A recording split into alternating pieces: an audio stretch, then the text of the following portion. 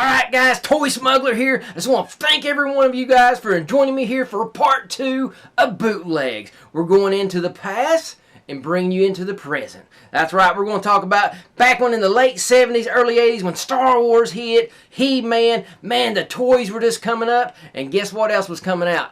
The bootlegs. That's right. Bootleg Star Wars figures, bootleg He-Mans, all over the place. And guess what? I bought them. Not all of them. Some of them were kind of cool. Some of them kind of weird, a little wacky, but all in all, man, they were everywhere. You just couldn't get away from it. So like I said, join me as I present to you the different bootleg companies and figures that I seen on the shelves back in the day, and I'm going to talk to you a little bit more about Smith Lords and what's going on. And really, guys, I hope this video will help change your perception and really more than anything, your attitude. I think people are just, YouTube brings out the hate. And I just want to bring some knowledge to the forefront and just chill the subject out a little bit, guys.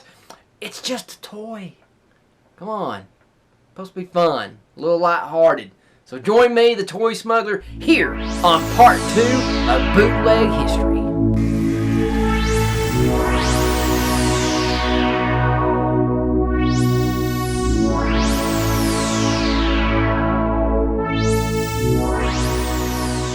Alright guys, here I want to talk about back in the 1980s, right after the popularity of Star Wars hitting the screens and everything, a company by the name of Uze out of Europe started making bootleg Star Wars toys. As you can see here, we have a Stormtrooper, Imperial Gunner, and instead of AT-AT Driver, we got AT Driver.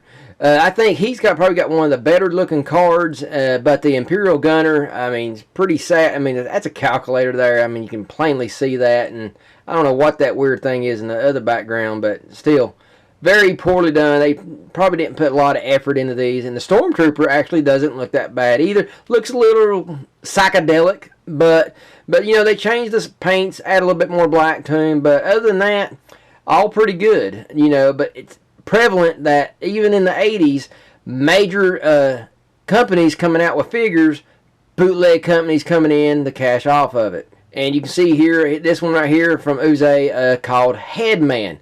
Horrible, pathetic name, but I have to say the figure here isn't that bad. I like that paint application, and I think it's kind of cool that he has got a sword and shield, and the background, not too bad. Not the greatest, but not the worst. I mean, I actually kind of like this figure. I mean, this is a figure that I would like to bootleg this myself. So if I ever come across one of these guys, I'm going to see if I can't make one of these, and if I do, I'll put it up for you guys to check out. And this figure here, Blue Star. Once again, I kind of like this application. I think might have been neat if they went with maybe a lighter shade, like a real light blue, to kind of go in with the whole snow theme. But still, I think it looks really interesting.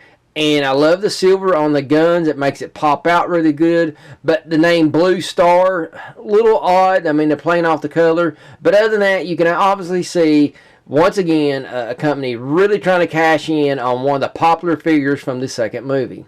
All right, then we want to move on to 1983-ish. We got Galaxy Warriors, and as you can see here, this is obviously a play off of He-Man. I mean, kind of a touch of Conan the Barbarian they kind of went on, but you can obviously see this is definitely a play off of the He-Man toy line. But one thing, I used to buy these as a kid. They were dirt cheap. I think they only cost like $1 and something. But what caught my eye was that artwork on the packaging. I love the packaging. That was art by Frank Frazetta, the amazing Frank Frazetta people, and I was, as a kid, just drawn to his artwork. Actually, it's the Conan books, some of the ones that he did the artwork in. That was just a style that truly caught my eye then, and still today, I think that is the foremost best form of artwork, bar none. Sorry, you digital guys, you can't do this. Okay, and we all know the 1995 muscled up Star Wars figures. They were also 3 3/4 inches tall, but this line, Galaxy Empire 1997, came out with roughly about 5.5, 6 inches. Yes, we're Black Series size. So obviously we got Darth Vader with some shiny gold shoulder pads, and in this color, it looks kind of black here, but I'm here to tell you it was a plum color, very weird purple Vader. And of course, they could not, if you're going to do a bootleg, who do you got to do? You got to do Boba Fett.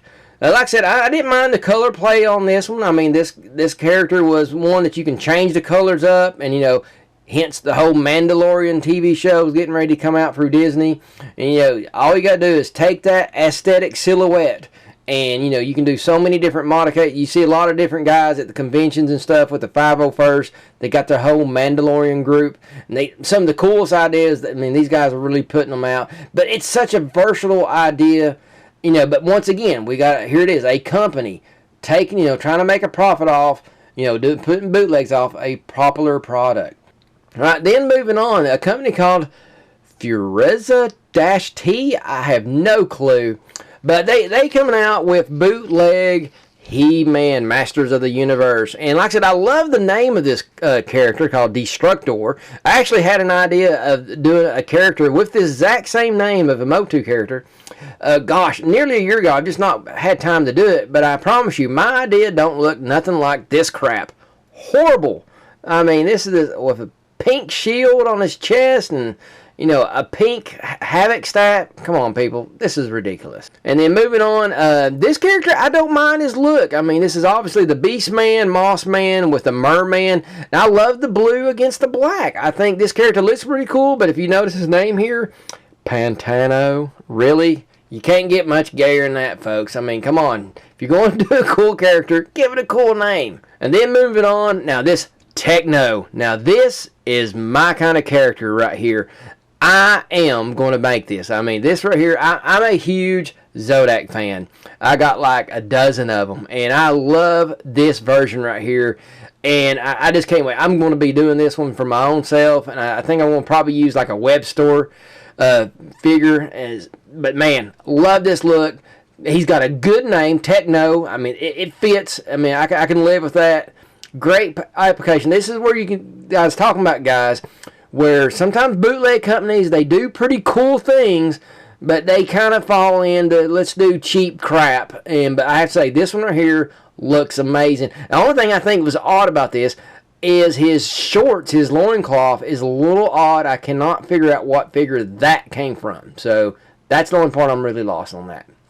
And I also want to give a quick mention to Black Star. Love the Black Star figure, but I think overall the line kind of sucked. Hey, this is pre-He-Man, 1981, Filmation. Now, where do you think the He-Man group got their ideas? Look at this, guys. You got your He-Man kind of character. Next to him, the Overlord has that kind of death Skeletor kind of feel. And then you got is it Gargo, whatever. There's your Beastman type character. Neptula, that's a Whiplash. All he needs is the tail. And then you got this weird Mara. I don't know, she looks kind of hobbity looking. But anyway, that's an Evelyn kind of type character. So, boom, right here you had a great idea for us, John Blackstar.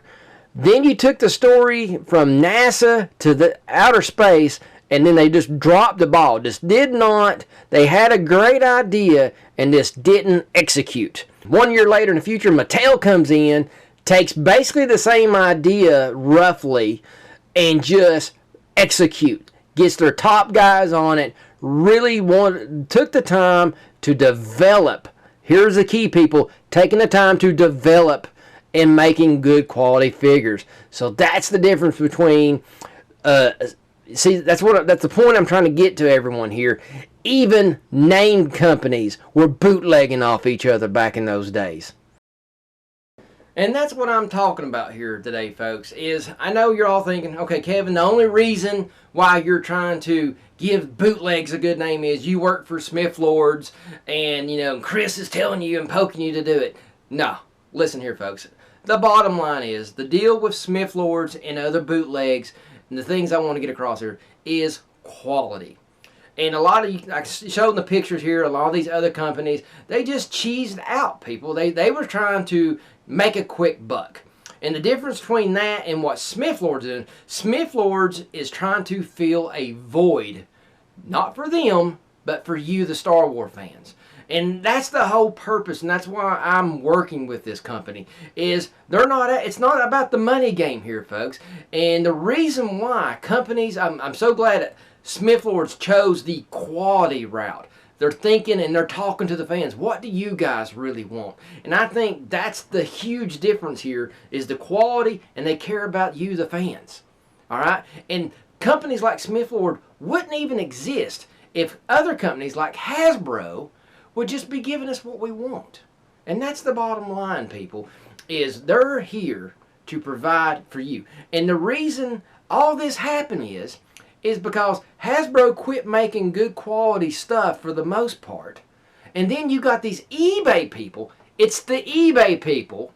Okay, let's get this straight. The toy smuggler says the problem is the eBay people is taking things like Princess Leia blasters and cloth Jawas and stupid prices. Princess Leia blaster should never be $30. People, it's 1/10 of an ounce of plastic. Really? And that's retarded. I mean, come on, people. You're going to spend that much for a piece of little laser blaster, and if you drop it, and if you got shag carpet, you're screwed. Come on. Let's get real, people. If those guys hadn't took, when the new Star Wars started coming back out around 95, and then when the new films come out, the prequels, they are the ones that went and took all that vintage stuff and started jacking the prices up, making money off you, screwing you, the fans, over. But luckily, a company like Smith Lord has rose up to ask the fans, what do they want? What are they not getting? And they're delivering it every time. Yes, some of the figures, prices are a little high, but they're only making 1,000 of them, people. That's called rare. I ever tell you, here, just in a few years, like the Snaggletooth, they're going to be worth some crazy money, guys, because there's only 1,000 of them being made. And I'm also here to predict that if Smith Lord stays on the path that they're doing, creating new products that are coming out, things that are not, already been done, but stuff like the Stormtrooper Han Solo, the Bantha, hello, gotta say that one, and some stuff that I can't even say right now, but I can't wait till I can tell you. You guys are going to flip your wig of the cool new products that are coming out. And I'm here to tell you, they are breaking the mold right now as we speak. They're changing the game plan.